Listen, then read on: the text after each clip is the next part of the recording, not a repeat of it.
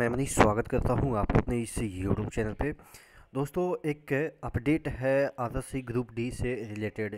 कुछ लोगों को यहां पे डब्ल्यूआर में जो 109 बैच हैं उनको बाहर किया जा रहा है। ये मामला सीसीए का है। क्या इसमें मेल आया है ऑफिशियली, जो मैं आपको दिखा रहा हूं।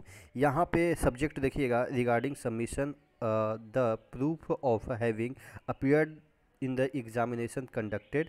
और ये आपके रेफरेंस दे रखा है CR notification 01/2019 for the post in level 1 sixth CPC pay matrix.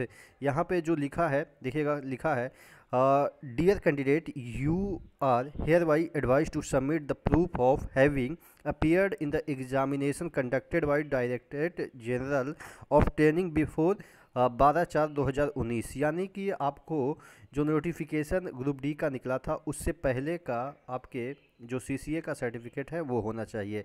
After completing the apprenticeship in railway to decide your eligibility against RRC 01/2019। यानी कि आपकी एलिजिबिलिटी तभी डिसाइड होगी, मतलब कि आप एलिजिबल होंगे अगर आप इस नोटिफिकेशन के अगेंस्ट आप पहले, यानी कि नोटिफिकेशन जब आया था उससे पहले का आपका CCA का सर्टिफिकेट हो। यहाँ पे देखिएगा यहाँ पे post of CCA candidate on before 21/4/2023, यानी कि 21/4/2023 तक आपको जो CCA का जो सर्टिफिकेट है नोटिफिकेशन के अगेंस्ट वो आपको जमा करनी है।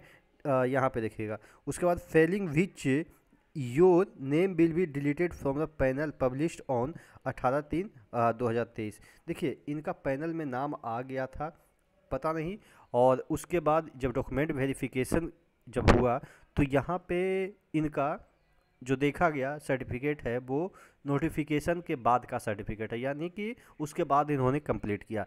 तो पैनल में तो नाम आ गया, लेकिन डीबी में ये फंस गए। तो डीबी में फंसे हैं तो इनको फिर से एक मेल किया गया है कि अगर आपके पास जो नोटिफिकेशन है उससे पहले का सर्टिफिकेट है वो दिखाइए। अगर नहीं दिखाते हैं तो आपको जो रद्द कर दी जाएगी, यानी कि अभ्यर्थी जो आप हैं उसको रद्द कर दी जाएगी। और कब तक इनको सबमिट करने का मिला है, ये है 21/4/2023 से पहले आपको सबमिट कर देनी है।